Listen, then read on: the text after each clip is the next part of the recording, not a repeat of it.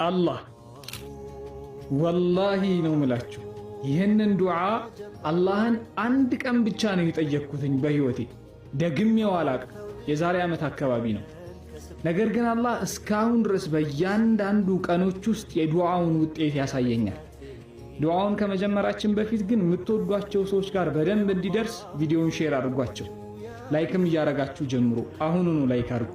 ቁርአን ላይ ያለ ዱዓ ነው። ነቢዩላህ አዩብ ዓለይሂ ሰላም ከ18 ዓመት የበሽታ ስቃይ በኋላ እጃቸውን ከፍ አደረጉና ረቢ አሉ፣ ጌታዬ ሆይ አሉ፣ ኢኒ መሰኒ የዱር፣ እኔ እኮ መጥፎ ነገር አግኝቶኝ ነው ያለሁት አሉ። በሽታ ውስጥ ነው ያለሁት።